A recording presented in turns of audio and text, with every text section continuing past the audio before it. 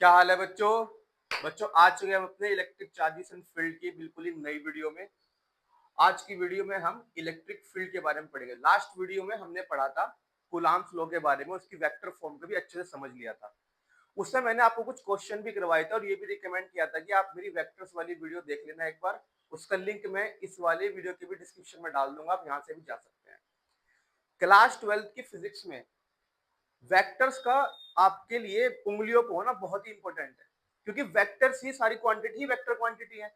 जितने भी electric field, magnetic field या फिर फोर्सेस के बारे में बात हुई, सब वेक्टर क्वांटिटीज है। तो इसलिए वेक्टर तो आपको आना ही चाहिए, तब जाके आपको कॉन्सेप्ट समझ पाएंगे। तो मैं रिकमेंड करूंगा कि आप उसको जरूर देख लें। आज हम बात करने वाले हैं इलेक्ट्रिक फील्ड की। ठीक है, एक सेकेंड शुरू से कर दो स्लाइड। तो इलेक्ट्रिक फील्ड में हमें पढ़ना है, क्या क्या पढ़ना है। नंबर एक चीज, electric field due two point charge. जब कोई पॉइंट चार्ज होता है तो फील्ड ऐसे फील्ड है क्या, पहले तो हमें यही समझना है। और किसी पॉइंट चार्ज की वजह से फील्ड कैसे जनरेट होता है, फील्ड का असली मोटिव क्या है, क्यों ये कॉन्सेप्ट बनाया गया, ये सारी बातें क्लियर करनी है। बच्चों कूलाम्स लॉ में हमने पढ़ा था कि जब दो पॉइंट चार्ज एक दूसरे से कुछ सेपरेशन पर होते हैं तो उनके बीच में एक फोर्स आती है। ठीक है, और इस फोर्स को निकालने का तरीका भी हमें कूलाम ने बता दिया था। ठीक है बात। अब ध्यान दो जरा, ये जो फोर्स है ये किसने लगाई यहाँ पर, इस चार्ज ने, ये तो यहीं बैठा हुआ है। यानी इनके बीच में कोई भी कांटेक्ट नहीं हुआ, बिना कांटेक्ट के ही बहुत ही दूर से फोर्स लग गई अपने आप। तो अगर मान लो ये चार्ज यहाँ से मैं रिमूव कर दूं, इस चार्ज को मैं यहाँ से हटा दूं, तो फिर ये फोर्स कितने लगाई। जैसे मैं इस चार्ज को यहाँ से रिमूव कर दूंगा, इसका मतलब ये फोर्स भी यहाँ से गायब हो जाएगी। चार्ज है तो फोर्स है, और जब मैं चार्ज हटा लूं तो यहाँ पे क्या बचा इस पी पॉइंट पर। तो बच्चों इस चीज को हम एक्सप्लेन नहीं कर पा रहे थे कि फोर्स लग कैसे रही है। तो इसी वजह से एक नया कॉन्सेप्ट इंट्रोड्यूस करना पड़ा, फील्ड कॉन्सेप्ट। कि ये बताया जाता है कि ये जो चार्ज है हमारा, इस चार्ज ने अपने चारों तरफ के फील्ड पर कुछ इफेक्ट पैदा किया हुआ है। अब वो जो इफेक्ट वहां पहुंचता है, उस इफेक्ट के अंदर जब कोई दूसरा चार्ज आता है तो वो इफेक्ट उस चार्ज पे फोर्स लगाता है, ना कि ये चार्ज लगाता है। कहने का मतलब इसलिए क्योंकि ये इलेक्ट्रिकल प्रॉपर्टी का चार्ज है, तो इस चार्ज ने अपने चारों तरफ एक इलेक्ट्रिक फील्ड बनाया हुआ है, एक डिस्टरबेंस पैदा की हुई है अपने चारों तरफ की फील्ड में।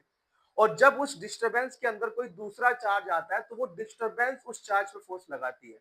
समझ में आई बात यहां तक। इसी डिस्टरबेंस को हमने नाम दे दिया इलेक्ट्रिक फील्ड।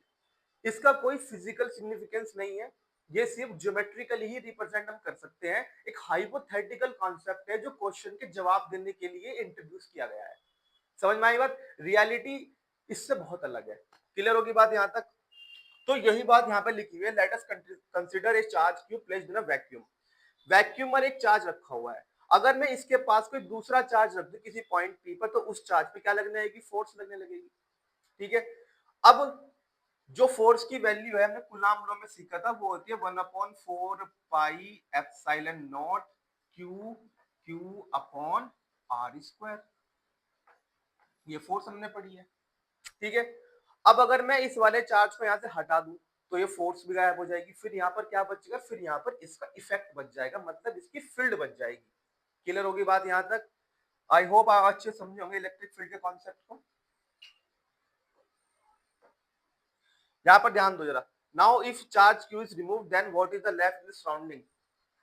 अगर मैं इस चार्ज को यहाँ से हटाऊं तो सराउंडिंग में क्या बचेगा, क्या कुछ भी नहीं बच सकता।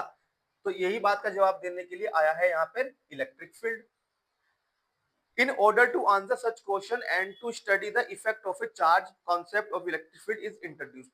इस इफेक्ट को समझने के लिए कि ऐसा हो क्यों रहा है, कैसे फोर्स लग रही है, इन सब के आंसर करने के लिए इलेक्ट्रिक फील्ड का कॉन्सेप्ट आ गया। ठीक है, चलो नेक्स्ट स्लाइड में मूव करते हैं अपनी। अब ध्यान दो बच्चों जरा, तो इस कॉन्सेप्ट को लगाकर अब हम इलेक्ट्रिक फील्ड के लिए एक फॉर्मूला बना लेते हैं। ठीक है। अब दो चार्जेस हैं, इन दो चार्जेस के बीच में फोर्स कितनी है, यदि 1/4 पाई एप्सिलॉन, दोनों चार्ज का मल्टीप्लिकेशन और उनके बीच के सेपरेशन का स्क्वायर। और क्योंकि ये वेक्टर आर है तो इस डायरेक्शन में एक यूनिट वेक्टर भी होगा आर कैप। तो मैग्नीट्यूड एंड डायरेक्शन, ये है मैग्नीट्यूड, ये है डायरेक्शन। समझ में आ गई बात यहां तक। तो इलेक्ट्रिक फील्ड क्या है, मान लो अगर इस फोर्स में से मैं इस टेस्ट चार्ज को रिमूव कर दूं, हटा दूं, डिवाइड कर दूं, तो यहाँ पर क्या बचेगी, फील्ड बच जाएगी। समझ में आ रही बात यहाँ तक। टेस्ट चार्ज क्या होता है? टेस्ट चार्ज बहुत ही छोटा पॉजिटिव चार्ज होता है जिसका अपना कोई भी फील्ड नहीं होता। ठीक है बात यहां तक?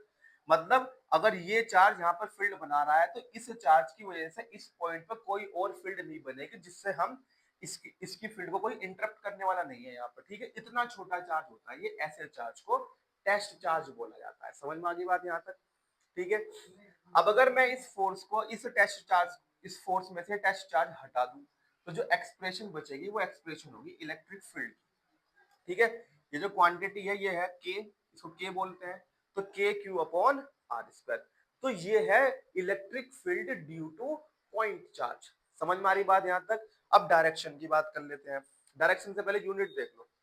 फोर्स की यूनिट न्यूटन, चार्ज की यूनिट कूलाम, तो न्यूटन पर कूलाम, और एक दूसरी यूनिट होती है वोल्ट पर मीटर। समझ में आ रही बात यहाँ तक? ये देखो न्यूटन पर कूलाम और volt per meter. Volt per meter आपको नेक्स्ट सेक्शन में पता चलेगा कैसे होती है, जब हम इलेक्ट्रिक पोटेंशियल और इलेक्ट्रिक फील्ड के बीच में रिलेशन डेवलप कर लेंगे। ठीक है, direction of electric field along the force on the test charge. Direction क्या होती है? जिस भी पॉइंट पर डायरेक्शन चाहिए उस पॉइंट से चार्ज को मिलाने वाली लाइन के अलोंग होती है। समझ में आ रही बात यहाँ तक? इसी लाइन पर या तो आउटवर्ड होगी या इनवर्ड होगी। आउटवर्ड कब होगी और इनवर्ड कब होगी अब सीख लेते हैं। ठीक है,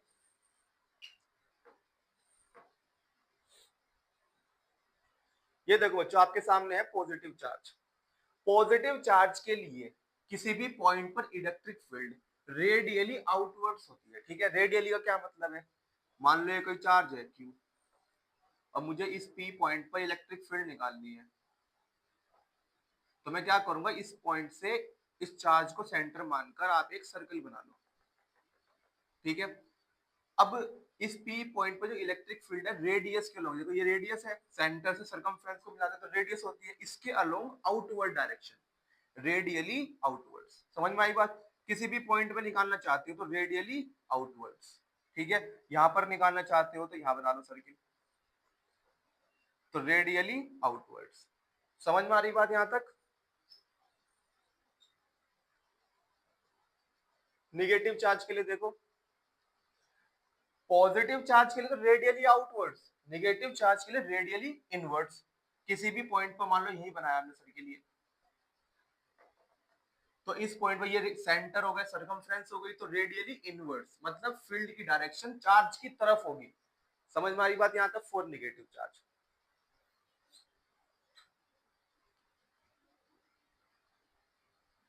अब बच्चों देखो ये क्वेश्चन है, अब फटाक से इस क्वेश्चन को करिए, 2 मिनट का समय लीजिए, अपनी इस वीडियो को पॉज कीजिए और फटाक से इसका आंसर निकाले, कमेंट सेक्शन में आंसर कीजिए।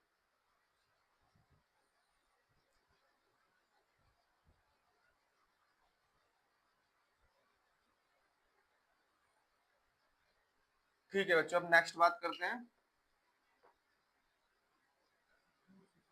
ये अगला क्वेश्चन है बच्चों, स्क्रीन को फिर से पॉज कीजिए और एक बार इस क्वेश्चन को पढ़कर सॉल्व करने की कोशिश कीजिए। ठीक है, your time starts now.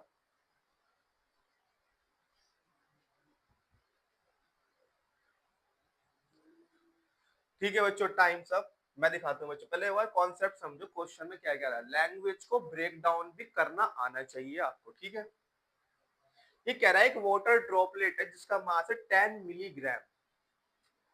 10 milligram का क्या मतलब है?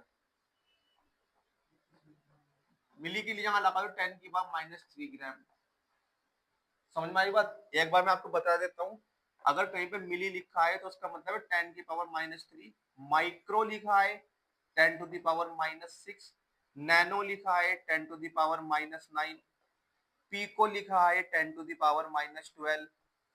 ठीक है, इसी तरीके से किलो लिखा है 10⁻3, मेगा लिखा है 10⁻6, गीगा लिखा है 10⁻9। Milli, micro, nano, pico, kilo, mega, giga. समझ में आ गई बात? यहां तक मिटा दूं, स्क्रीनशॉट ले लो जल्दी। ठीक है, अब बच्चों यहाँ ध्यान दो, यहाँ पर मास दिया था इस वाटर ड्रॉपलेट का, ये वाटर ड्रॉपलेट है हमारी। ठीक है, ये नीचे गिरी, ग्रेविटी इसको नीचे खींचेगी। मास है इसका 10 मिलीग्राम। 10 मिलीग्राम है 10 इंटू 10 या -3 ग्राम, या इसी को लिख सकते हैं 10⁻⁻2 ग्राम, है ना। ए पावर 1 है, माइनस की, अब -2 बचेगा। पर हमें चलना है एमकेएस में, मीटर किलोग्राम सेकंड में, तो हमें मास चाहिए किलोग्राम में।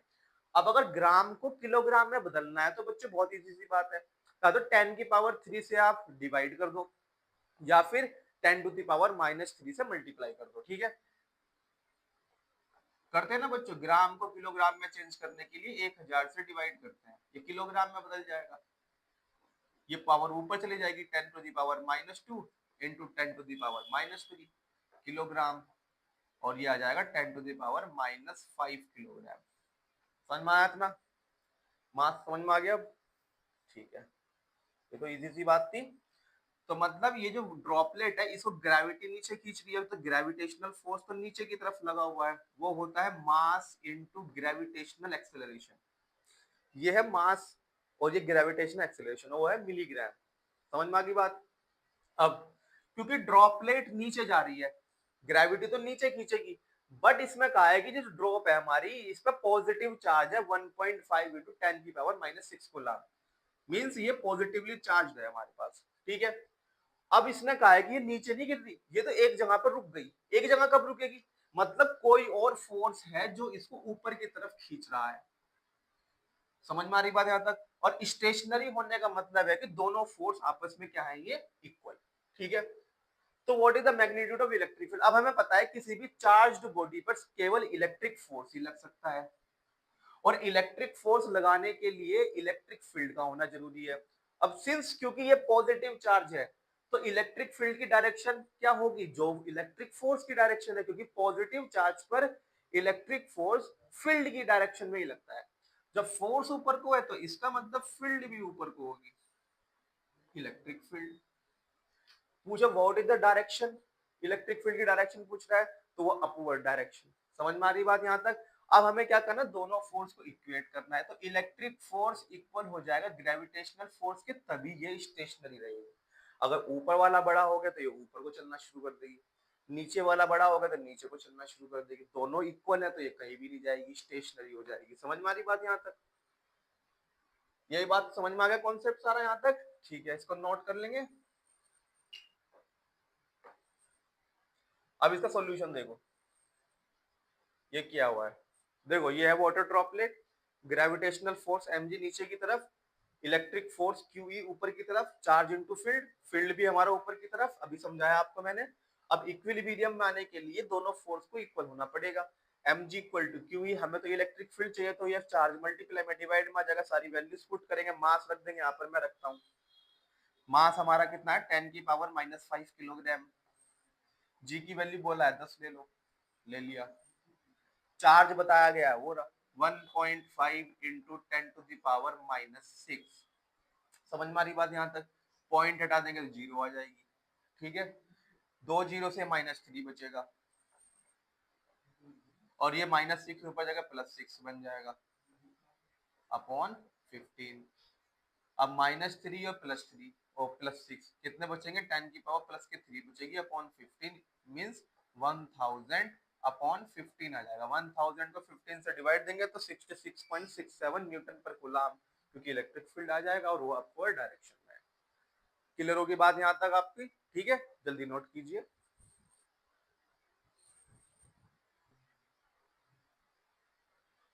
ठीक है बच्चों, अब आगे की बात करते हैं। अब बच्चों हमें इलेक्ट्रिक फील्ड पढ़ना है ड्यू टू मल्टीपल चार्जेस। एक चार्ज के लिए हमने फॉर्मूला देख लिया, के क्यू अपॉन आर स्क्वायर। अगर बहुत सारे चार्ज हो और किसी एक पॉइंट पर नेट इलेक्ट्रिक फील्ड निकलवाना तो क्या करना होगा, इसकी बारे में बात करेंगे। ठीक है, तो बच्चों ये अरब का कॉन्सेप्ट यहाँ देखे ध्यान से। Electric field at a point due to system of charges, किसी पॉइंट पर इलेक्ट्रिक फील्ड, बहुत सारे चार्जर, एक चार्ज के सिस्टम की वजह से इलेक्ट्रिक फील्ड क्या होता है, वेक्टर सम होता है इलेक्ट्रिक फील्ड्स का उसी पॉइंट पर सभी चार्जेस की वजह से। समझ में आ रही बात यहाँ तक? हर एक चार्ज का इंडिविजुअल फील्ड यहाँ बन रहा होगा, अगर मैं उन सब का वेक्टर सम कर दूं तो मुझे इसी पॉइंट पर नेट इलेक्ट्रिक फील्ड मिल जाएगा। ये बात इसने बताई है। देखो ये सब वेक्टर है, पोजीशन वेक्टर की, भाई ये जो पॉइंट पी है, ये Q1 कितने पोजीशन पर है, यहाँ से पोजीशन वेक्टर क्या है, समझ में आई बात? आई कैप, जे कैप, के कैप, मतलब 3D में भी हो सकता है, 2D में भी हो सकता है। ठीक है, अब आपको तो ध्यान रखना है इस चीज का। अब ध्यान दो जरा, ये जो डायरेक्शन होगी, ये डायरेक्शन क्या होगी, r1 कैप। तो अब मैं कैप ही ले लेता हूँ, डायरेक्शन की बात ही कर लेते हैं सीधी यहाँ पर। r2 कैप डायरेक्शन ये हो गई, r3 कैप डायरेक्शन ये हो गई, और r4 कैप डायरेक्शन ये हो गई इधर को। ठीक है, अगर मैं लेंथ की बात करूँ तो वो सिर्फ r1 होगी। ठीक है, डायरेक्शन की बात करूँ तो वो r1 कैप होगी। अब प्रॉपर वेक्टर की बात करें तो r1 वेक्टर की बात हो जाएगी। समझ में आ रही बात यहाँ तक? ठीक है, अब इलेक्ट्रिक फील्ड का फॉर्मूला हमें पता है, इलेक्ट्रिक फील्ड का फॉर्मूला होता है K Q upon R square. ठीक है, तो हम पहले चार्ज के लिए निकालेंगे, के तो कांस्टेंट है आ गया। ठीक है, देखो यहाँ पे मैंने पी पॉइंट पे इलेक्ट्रिक फील्ड क्या होगा, चारों चार्जेस की जो इलेक्ट्रिक फील्ड है उनकी वेक्टर फॉर्म का सम करना पड़ेगा। समझ में आ रही बात यहाँ तक?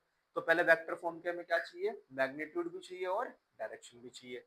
ठीक है, तो पहले चार्ज के लिए देखो, के तो कांस्टेंट आ गया, चार्ज कितना q1 आ गया, और डिस्टेंस कितनी है r1, तो r1 का स्क्वायर आ गया, और डायरेक्शन क्या है r1 कैप, r1 कैप, तो मैग्नीट्यूड आ गया और डायरेक्शन आ गई। इसी तरीके से सेकंड वाले के लिए, थर्ड वाले के लिए, फोर्थ वाले के लिए। ठीक है, आप चारों के चारों इलेक्ट्रिक फील्ड का वेक्टर सम करके किसी भी पॉइंट पर नेट इलेक्ट्रिक फील्ड निकाल पाओगे। क्लियर है बात? अभी मैं क्वेश्चन में आपको समझाऊंगा इसको अप्लाई कैसे करते हैं। समझ में आ रही बात? यहाँ तक नोट कर लीजिएगा।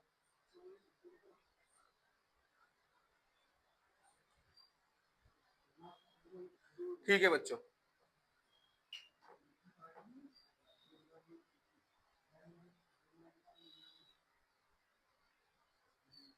ठीक है बच्चे, क्वेश्चन देखिए, वीडियो को पॉज कीजिए, इस क्वेश्चन को रीड करिए और इसका आंसर निकाले, कमेंट सेक्शन में लिखिए। ठीक है बच्चों,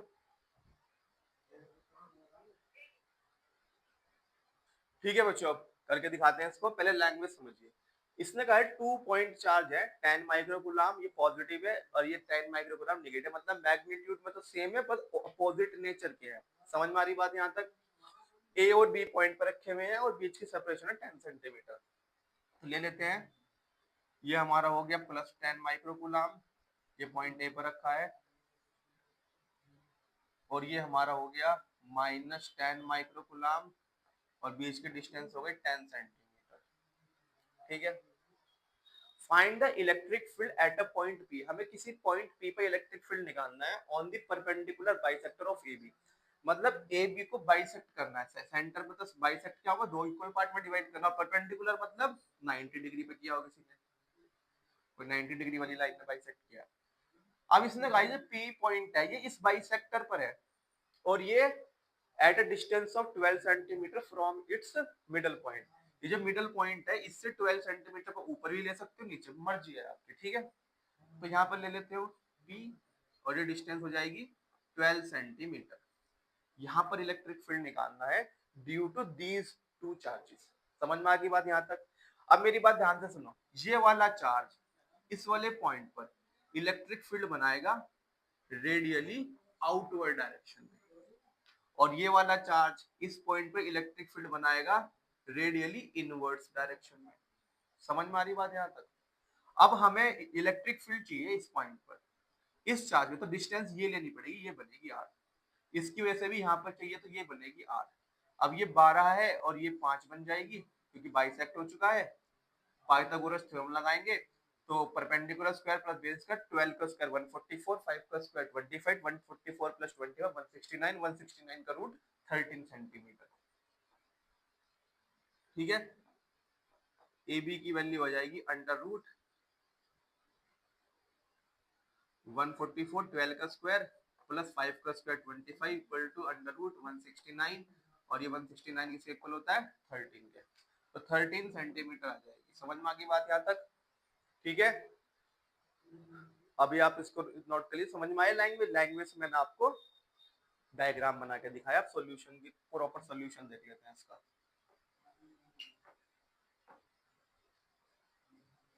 ये देखो बच्चों, ये है हमारा proper diagram. 10 centimetre plus positive charge, negative charge, 12 centimetre पर पी पॉइंट है, ये 5 बची है, ये 5 बची है, और हमने अभी बताया ये 13 निकाली थी हमने। समझ में आ रही बात यहाँ तक? ठीक है, ये है 13 सेंटीमीटर। अब मेरी बात सुनो, इस पॉइंट पे जो इलेक्ट्रिक फील्ड बनी है, एक तो बनी है पॉजिटिव की वजह से ई ए आउटवर्ड डायरेक्शन में, एक बनी है नेगेटिव चार्ज की वजह से E B radially inverse direction में, ठीक है। अब ये दोनों, ये एंगल देखो आप, ये वाला एंगल हमें नहीं पता, हमने थीटा मान लिया इसको, ठीक है। अब क्योंकि दोनों एंगल सेम होंगे, सेम क्यों होंगे, क्योंकि ये भी 13 ये भी 13, तो सेम साइड के सामने सेम ही एंगल मिलेगा, समझिए सिमिलर ट्राइंगल्स हैं, ठीक है। अगर आप पूरा देखें तो आइसोसेलेस ट्राइंगल है, ठीक है। अब ये थीटा है तो ये भी थीटा हो, कॉरस्पॉन्डिंग एंगल पता है ना, ये थीटा है तो ये भी थीटा होता है, कॉरस्पॉन्डिंग एंगल, ठीक है। इसके बाद यहाँ देखोगे आप, ये थीटा है तो ये भी थीटा, अल्टरनेट एंगल, ऐसे क्रॉस कर दे, ठीक है। और क्या बताऊं, ऐसे क्रॉस कर दे, ये थीटा है तो ये भी क्या होगा, थीटा, अल्टरनेट एंगल, ठीक है। अब ध्यान दो जरा, अब यहाँ पर जो हमारा ये इलेक्ट्रिक फील्ड है, दो कंपोनेंट में ब्रेक हो जाएगा। आप किसी भी वेक्टर क्वांटिटी को उसी कंपोनेंट में ब्रेक कर सकते हैं, ये भी बात मैंने आपको अपनी उसी लेक्चर में सिखाई है। वेक्टर्स की वीडियो आप देख लेना, वेक्टर्स का खेल खत्म ही किया हुआ है इस वीडियो में, समझ में आ रही बात बच्चों। तो ये इसका हॉरिजॉन्टल कंपोनेंट होगा ई ए cos थीटा, और ये वर्टिकल कंपोनेंट होगा ई ए sin थीटा। ऐसे ही यहाँ पर ये है ई बी, हॉरिजॉन्टल कंपोनेंट होगा ई बी cos थीटा, और वर्टिकल होगा ई बी sin। शॉर्ट में बता दूं, जिधर से एंगल बना होता है उसको हॉरिजॉन्टल कंपोनेंट कहते हैं, cos थीटा से रिप्रेजेंट करते हैं। जो एंगल हमें नहीं पता होता उसे वर्टिकल कंपोनेंट कहते हैं, और sin थीटा से रिप्रेजेंट करते हैं। समझ में आ रही बात यहाँ तक। अब ध्यान दो जरा, क्योंकि दोनों चार्ज का मैग्नीट्यूड सेम है और दोनों चार्ज की पी पॉइंट से डिस्टेंस सेम है, ये भी 13 ये भी 13, तो दोनों चार्ज पी पॉइंट पर सेम ही फील्ड बनाएंगे। Means electric field at by due to A equal to electric field due to B होगा। मैग्नीट्यूड में दोनों फील्ड बराबर होंगे, बट डायरेक्शन अलग होगी, पर मैग्नीट्यूड तो सेम होगा ना, बिल्कुल, ठीक है। तो जो वैल्यू ई की आएगी वही वैल्यू किसकी आएगी, ई बी की। अब यहां ध्यान दो जरा, ई ए साइन थीटा तो ऊपर की तरफ लग गया, और ई बी साइन थीटा नीचे की तरफ लग गया। Since E A sine theta equal to E B sine theta, क्योंकि E equal to E B, sine theta के इक्वल है, दोनों के दोनों एक दूसरे को कैंसिल आउट करते हैं। मतलब इस पी पॉइंट पर जो इलेक्ट्रिक फील्ड है वो वर्टिकल कंपोनेंट की वजह से नहीं है, सिर्फ और सिर्फ किसकी वजह से, हॉरिजॉन्टल कंपोनेंट के, दोनों एक ही डायरेक्शन में लग रहे हैं। cos थीटा इधर को ये cos थीटा, और ई बी cos थीटा, ये हो गया हमारा ई ए cos थीटा, और ये हो गया हमारा ई बी cos थीटा। दोनों एक ही डायरेक्शन में, तो दोनों ऐड हो जाएंगे। समझ में आ रही बात। अब यहाँ आ जाओ, तो पहले हम ई ए की वैल्यू निकाल लेते हैं, यही वैल्यू ई बी की होगी तो ए की निकालनी पड़ेगी, क्योंकि सेम ही कैलकुलेशन होनी है। तो ई आ गया के क्यू अपॉन आर, इसका इलेक्ट्रिक फील्ड का फॉर्मूला लगाया हमने, क्योंकि ये वैक्यूम में बात कर रहा है, ठीक है। अगर नहीं दिया तब भी वैक्यूम मानेंगे, और वैक्यूम कह दे तो वैक्यूम है ही, ठीक है। 9 इंटू 10 की पावर 9, चार्ज दे दिया 10 माइक्रो, माइक्रो बताया था अभी, 10 की पावर -6, ठीक है। डिस्टेंस दे दी 13 सेंटीमीटर, मीटर में चेंज करने के लिए 10 की पावर -2 से मल्टीप्लाई करेंगे तो वो मीटर में बन जाएगा। समझ में आ रही बात, उसका स्क्वायर कर दिया। अभी ये मैं मिटा दूं, एक बार स्क्रीनशॉट ले लो, ठीक है। अब मैं कैलकुलेशन करके दिखा रहा हूं आपको यहाँ पे, ठीक है। यहाँ देखिए 9 तो एज इट इज ले लो, 13 का स्क्वायर हो गया 169, ठीक है। 10 की पावर 9 और एक 10 हो गया 10 की पावर 10, और ये 10 टू दी पावर -6। अब देखो पावर की पावर मल्टीप्लाई हो जाएगी तो 10 की पावर -4 ऊपर आके प्लस की हो जाएगी, तो 10 की पावर 4, 6 और सॉरी 10 और 4 14 -6 कितने बचे, 10 की पावर 8, तो 9 into 169 into 10 to the power 8 ये बचा है। अब जब 9 को 169 से डिवाइड करेंगे तो 0.053 आंसर आएगा इंटू 10 की पावर 8। समझ में आ रही बात, इसे डिवाइड करेंगे तो 0.053 आंसर आएगा, ठीक है। अब हमें पता है कि पॉइंट से पहले एक नंबर का होना जरूरी है, ठीक है। अब ध्यान रखना, अगर पॉइंट डेसिमल राइट साइड चले, कहां चले, राइट में चले, तो जो पावर होती है वो डिक्रीज हो जाती है। अगर जो ये डेसिमल है ये लेफ्ट साइड चले,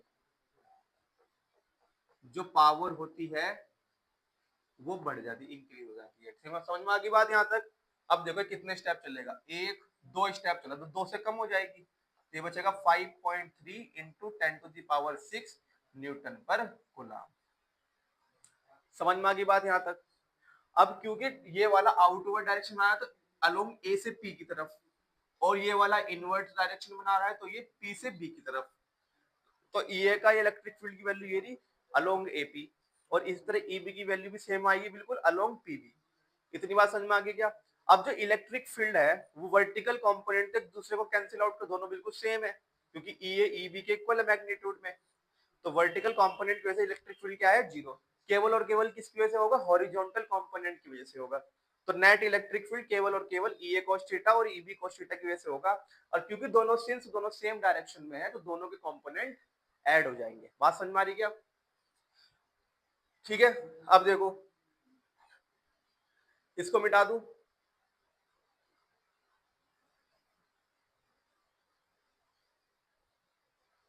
यहां देखो ध्यान से। अब हमें पता है ई ए और ई बी सेम है तो पहले यहां लिखेंगे E A cos theta plus E B को भी ई ए लिख सकते हैं, दोनों सेम है बिल्कुल, तो यहाँ भी लिख देंगे ई ए cos थीटा। क्यों क्या? क्योंकि ई बी की वैल्यू ई ए के को दोनों ई ए कर लिया। अब देखो दोनों सेम क्वांटिटी है ये और ये, तो x प्लस एक्स क्या हो जाएगा? 2 ई A cos theta, x plus x 2x, यहाँ वैल्यू पुट करेंगे 2, ई ए की वैल्यू पुट कर दी यहाँ से मैग्नीट्यूड, cos थीटा ये रहा theta, base upon hypotenuse, base ये रहा हाइपोटेनियस 13, 5 अपॉन 13। समझ में आ रही बात यहाँ तक? ये रख दिया हमने यहाँ पर, कैलकुलेशन कर लेंगे। ठीक है, तो आंसर आ जाएगा 4.1 into 10 to the power 6 newton per coulomb. समझ में आ रही बात यहाँ तक? कैलकुलेशन करके दिखाऊं, देखो 5 टू जा 10, 10 की मल्टीप्लाई 5.3 में होगी तो ये बन जाएगा 53, अपॉन में है 13 और इनटू में बचेगा 10 की पावर 6। ठीक है, अब देखो 13 को 53 को 30 से डिवाइड देंगे तो अप्रोक्स वैल्यू 4.1 आ जाएगी और इनटू 10 की पावर 6 न्यूटन पर कूलम्ब। समझ में आ गया? इजी है बिल्कुल, एक बार नोट कर लो। ठीक है बच्चों, अब आगे की बात करते हैं।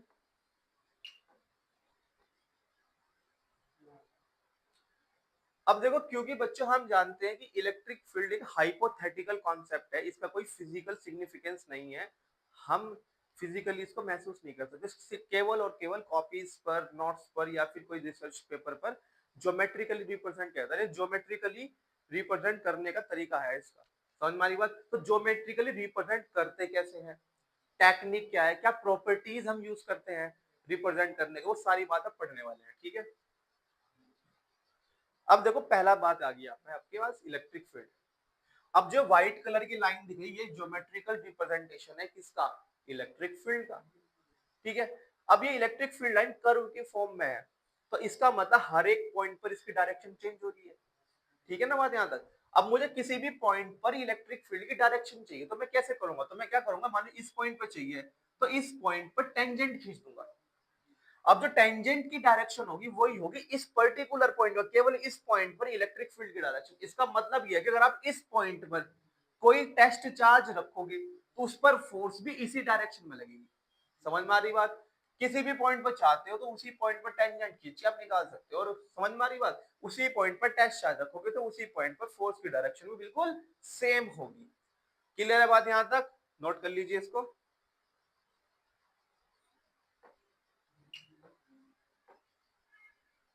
अगली बात करो बच्चों, देखो अब इलेक्ट्रिक फील्ड को रिप्रेजेंट कैसे करते हैं, चार्जेस पर कैसे बनाया जाता है। देखो एक पॉजिटिव चार्ज और नेगेटिव चार्ज, हमें पता है पॉजिटिव चार्ज के लिए इलेक्ट्रिक रेडियली आउटवर्ड्स होता है, रेडियस के अलोंग आउटवर्ड डायरेक्शन, तो सभी डायरेक्शन में होगा, और नेगेटिव चार्ज के लिए रेडियली इनवर्ड्स। ठीक है, तो इस तरह से रिप्रेजेंट करेंगे बिल्कुल आप। ठीक है, और ध्यान रखना एक चीज बात यहाँ पर, सरफेस से 90 डिग्री के एंगल पर बाहर निकलती है इलेक्ट्रिक फील्ड लाइन। अगर कोई चार्ज है तो चार्ज की सरफेस से ऐसे नहीं निकाल सकते, ये तरीका गलत है।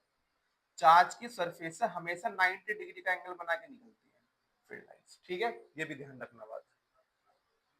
ठीक है बात? अब मान लो अगर यहाँ पे कोई और चार्ज ना हो, निगेटिव चार्ज ना हो, तो हम क्या कहेंगे कि electric field lines positive charge से जनरेट होती है और टर्मिनेट कहाँ पे जाकर होंगी? इन्फिनिटी पे। मान लो ये आइसोलेट है, दुनिया में और कोई है नहीं इसके अलावा, तो इससे जो फील्ड लाइन कहाँ तक ट्रेवल करेंगी? इन्फिनिटी तक ट्रेवल करेगी, इन्फिनिटी पे जाकर टर्मिनेट होंगी। और मान लो अगर निगेटिव चार्ज अकेला हो, यहाँ पर और कोई ना हो, तो इलेक्ट्रिक फील्ड लाइन इन्फिनिटी पे ओरिजिनेट हुई है और यहाँ पर आकर टर्मिनेट हुई है। क्लियर है बात यहाँ तक? अगर दो चार्जेस एक दूसरे के पास रखे हो तो इसका मतलब है यहाँ से निकलेगी या यहाँ पे टर्मिनेट होंगी। ऐसे चलते, पॉजिटिव से निकलते निगेटिव पे टर्मिनेट होती है। ठीक है बात यहाँ तक? इस तरीके से ये भी घूम के पूरा इधर से आएगी, ऐसे ही ऐसे पूरा घूम के इधर आ जाएगी। ठीक है,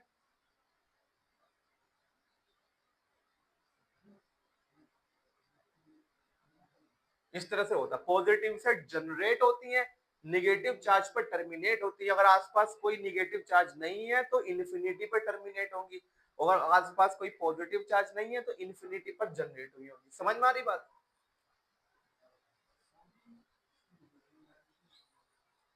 ठीक है बच्चों, अब नेक्स्ट बात करते हैं। अब इसमें दिखाया गया है कि दो इलेक्ट्रिक फील्ड लाइंस क्या एक दूसरे को काट सकती है नहीं, ये बात को पता लगाते हैं। चलो यहाँ पे दिखाया गया है हमें कि दो इलेक्ट्रिक फील्ड लाइंस, एक तो ग्रीन वाली है, एक ये ब्लू वाली है, दोनों ने एक पॉइंट पर इंटरसेक्ट कर दिया, मतलब एक कॉमन पॉइंट हो गया दोनों के ऊपर। अब अगर मुझे इसी पॉइंट पर ब्लू की डायरेक्शन चाहिए तो मैं इसी पॉइंट पर ब्लू के ऊपर टेंजेंट खींच दूंगा, तो ये हो जाएगी डायरेक्शन। और इसी पॉइंट पर, क्योंकि ये पॉइंट ग्रीन पर भी है, तो इसी पॉइंट पर ग्रीन पे डायरेक्शन चाहिए तो ग्रीन पे टेंजेंट खींच दूंगा। अब एक ही पॉइंट पर दो डायरेक्शन है, कितनी? दो डायरेक्शन। और ये जो पॉइंट है कॉमन पॉइंट है दोनों फील्ड लाइन का, मतलब ग्रीन के पास भी दो डायरेक्शन हो गई, ब्लू के पास भी दो डायरेक्शन हो गई। जबकि ऐसा पॉसिबल नहीं हो सकता, किसी भी वेक्टर क्वांटिटी के पास एक ही टाइम पर दो डायरेक्शन नहीं हो सकती। समझ में आ रही बात? आगे जाके चेंज कर ले वो अलग चीज है, बट एक ही पॉइंट पर दो डिफरेंट डायरेक्शन होना पॉसिबल नहीं है। तो इसका मतलब ये हुआ कि दो इलेक्ट्रिक फील्ड लाइन कभी भी एक दूसरे को इंटरसेक्ट कर ही नहीं सकती। क्लियर होगी बात यहां तक?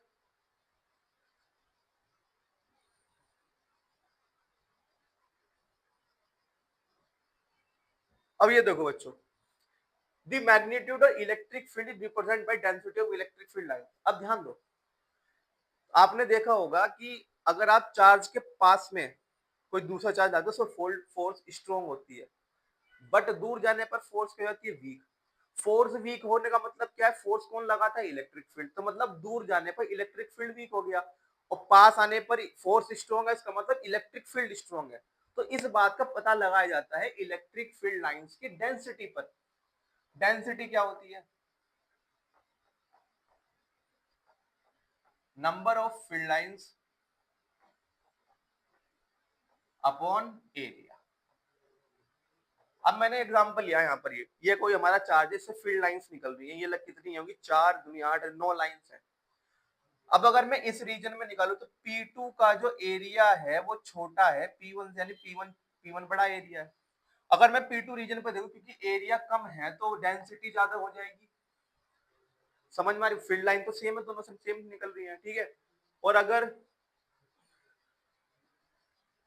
एरिया जैसे P1 के लिए एरिया ज्यादा है तो डेंसिटी कम हो गई होगी।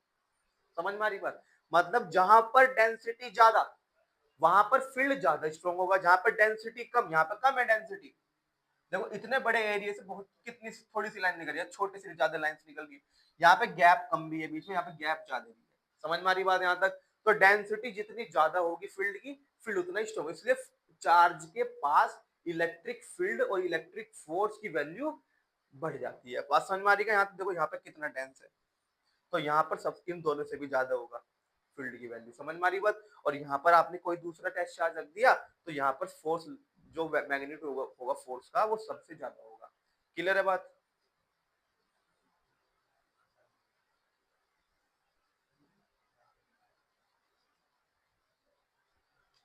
अब आगे देखो, इलेक्ट्रिक फील्ड स्ट्रेंथ प्रोपोर्शनल होती है नंबर ऑफ फील्ड लाइंस के। समझ में आ रही बात यहाँ तक? ये अबे to density of field lines is less, आगे जाने पर डेंसिटी कम होगी, पीछे आने पर डेंसिटी ज्यादा है, इसलिए वहां पर फील्ड वीक है, यहाँ पे फील्ड स्ट्रॉन्ग है। क्लियर है बात यहाँ तक? तो चार्ज के जितना पास रहेंगे उतना ही ज्यादा इफेक्टिव फील्ड मिलेगा। समझ में आई बात हमें? और उतनी ज्यादा लाइंस मिलेंगी। ठीक है, अब एक बात और ध्यान दो जरा, मान लो एक चार्ज है ये Q और इसका मैग्नीट्यूड है इसका डबल।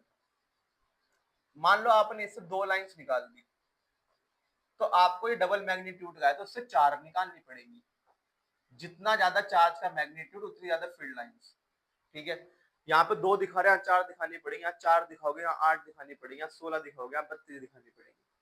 और अगर 3 क्यू है, अगर यहाँ पे 8 दिखाई तो यहाँ पे 24 दिखानी पड़ेगी। समझ में आ रही बात यहाँ तक? तो इस तरह से काम करते हैं। कितनी फील्ड लाइंस निकलेगी ये डिपेंड करेगा चार्ज के मैग्नीट्यूड पर। ठीक है बात यहाँ तक? अब देखो हमारे उसमें दो तरह के इलेक्ट्रिक फील्ड होते हैं, ठीक है, यूनिफॉर्म इलेक्ट्रिक फील्ड और non uniform electric field. Uniform electric it is represented by a set of parallel uniform spaced lines. Parallel होनी चाहिए और इनका स्पेस, बीच का स्पेस भी इक्वल होना चाहिए। अगर ऐसा है तो इसका मतलब ये जो फील्ड है ये यूनिफॉर्म मैग्नेटिक फील्ड है। यूनिफॉर्म का क्या मतलब है? किसी भी पॉइंट पर इलेक्ट्रिक फील्ड की वैल्यू बिल्कुल सेम होगी। जितना फोर्स यहाँ लगेगा किसी चार्ज पर उतना यहाँ लगेगा, उतना यहाँ लगेगा। मतलब ए पॉइंट पर इलेक्ट्रिक फील्ड इक्वल होगी बी पॉइंट पर इलेक्ट्रिक फील्ड के, और इक्वल होगी सी पॉइंट पर इलेक्ट्रिक फील्ड। ये 3 पॉइंट दिखाए ना मैंने यहाँ पर, चेंज नहीं होगा। अगर इनके बीच की सेपरेशन आपने थोड़ी सी भी अस्त व्यस्त कर दी, या फील्ड बिल्कुल कर्व की फॉर्म में आ रहा है, कहीं पे भी वैल्यू अलग अलग है। देखो डेंसिटी लगातार चेंज हो रही है, यहाँ पे डेंसिटी ज्यादा है, यहाँ पे डेंसिटी कम हो गई, सॉरी यहाँ पे डेंसिटी कम है, यहाँ डेंसिटी ज्यादा हो गई। जितने क्लोज उतनी डेंसिटी ज्यादा है, ठीक है। तो ऐसे फील्ड को बोला जाता है नॉन यूनिफॉर्म फील्ड। ऐसे फील्ड पर अलग अलग पॉइंट पर फील्ड की वैल्यू भी अलग अलग होती है। यहाँ पे सेपरेशन ज्यादा है मतलब डेंसिटी कम है। ये ए पॉइंट, ये बी पॉइंट, ये सी पॉइंट, सबसे ज्यादा डेंसिटी है सी पॉइंट पर। तो सी पॉइंट पर इलेक्ट्रिक फील्ड सबसे बड़ा होगा, उसके बाद बी पर होगा, और उसके बाद आएगी बारी ए की। इतनी बात अच्छे से दिमाग में डाल लो आप, ठीक है। ये जो क्वेश्चन मैं आपको बता रहा हूँ ये न्यूमेरिकल्स करने में भी आपके काम में आएंगे, और इनके ऊपर डायरेक्ट क्वेश्चन भी पूछा जाता है। समझ में आ गई बात यहाँ तक? ठीक है, नेक्स्ट बात करते हैं। ये क्वेश्चन है बच्चों, आप वीडियो को पॉज करें और एक बार अपने से इस क्वेश्चन को जरा ट्राई करें, और फिर मैं इसको कराऊंगा, ठीक है।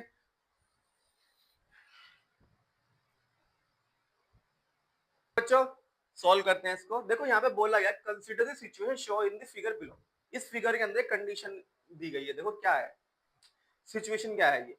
यहाँ पर दो चार्जेस है Q1 और Q2। Q2 से तो फील्ड लाइंस बाहर निकल रही हैं, और Q1 पे फील्ड लाइंस अंदर आ रही हैं।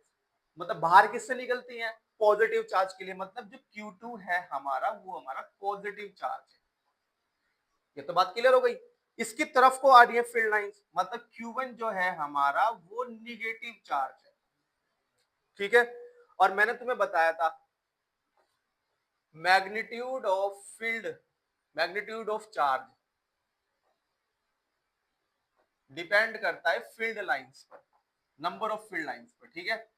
डिपेंड करता है नंबर ऑफ फील्ड लाइंस पर। समझ में आ रही बात यहां तक? देखो Q2 से कितनी चार्ज, कितने निकल रहे हैं? 1 2 3 4 5 6 7 8 9 10 11 12 13 14 15 16 17 18 18 फील्ड लाइंस निकल रही है बाहर।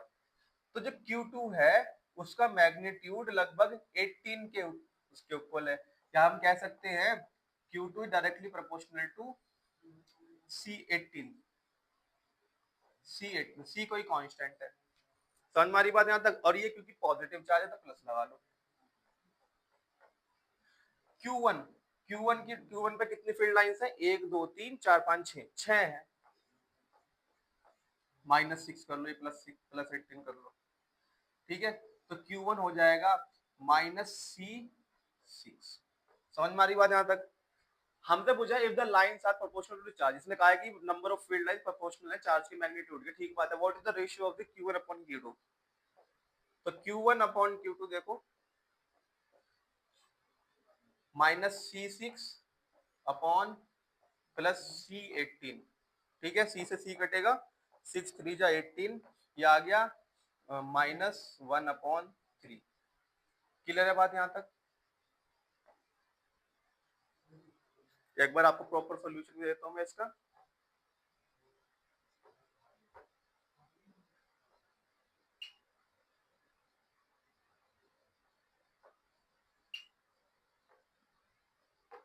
देखो चला Q1 चार्ज का मैग्नीट्यूड प्रोपोर्शनल करता है number of field lines for Q1, minus लगा क्योंकि नेगेटिव चार्ज है, तो माइनस N1 इक्वल टू -6 हो गया।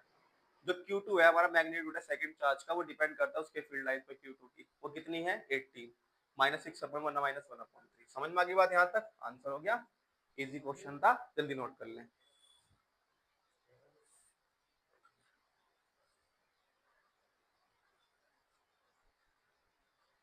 ठीक है बच्चों, अब नेक्स्ट बात करते हैं।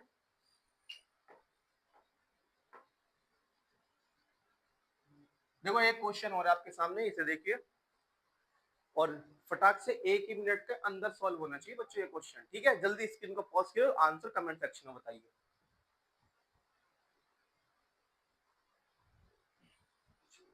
बच्चों देखिए जरा, बच्चों ये एक नॉन यूनिफॉर्म इलेक्ट्रिक फील्ड है जहां पर 3 पॉइंट्स हमें बताए गए हैं ए, बी एंड सी।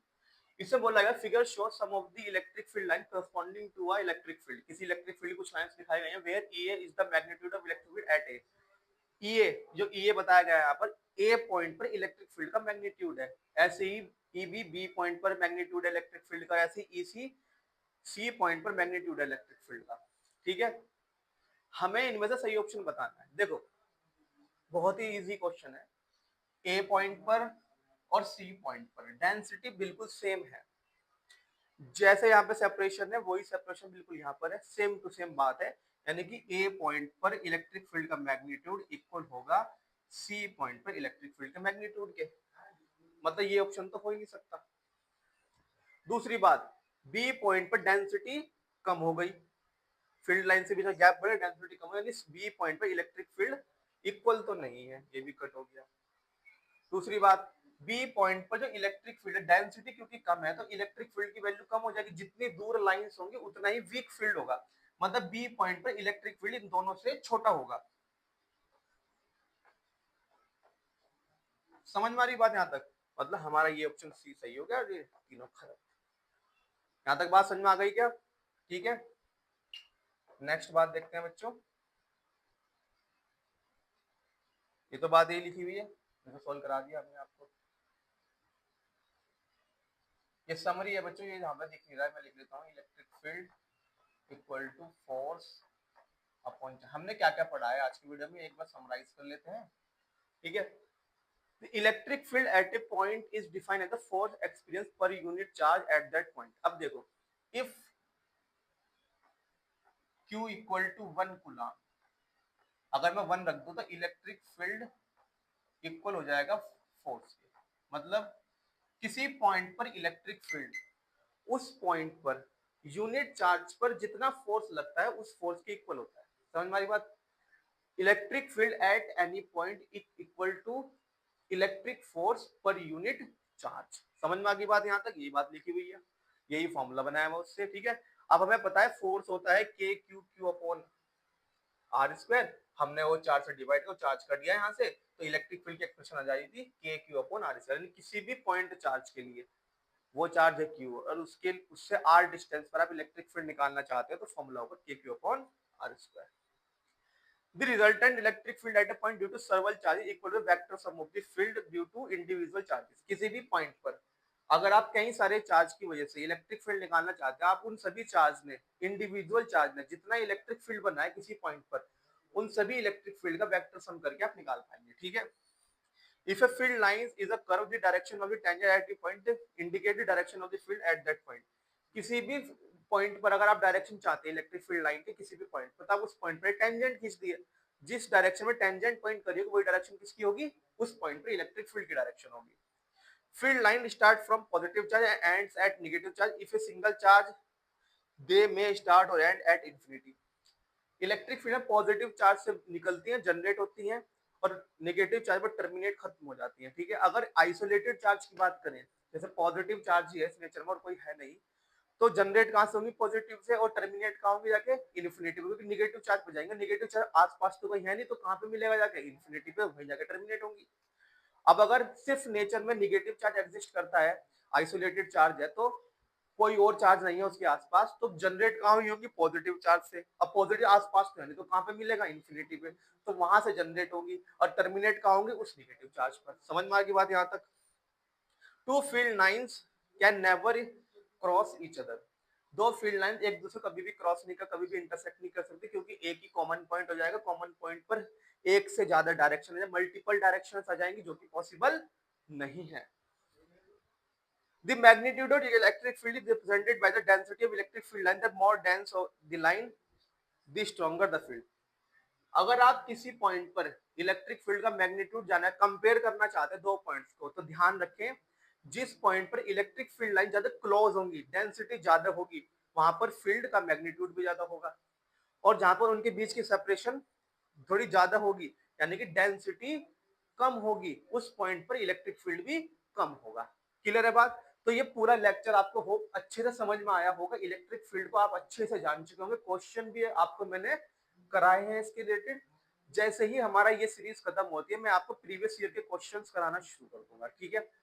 तो आप इस वीडियो को देखिए, एक बार ना देखा दो बार देखिए, जब तक आपके कॉन्सेप्ट अच्छे से समझ में नहीं आता, ठीक है बात?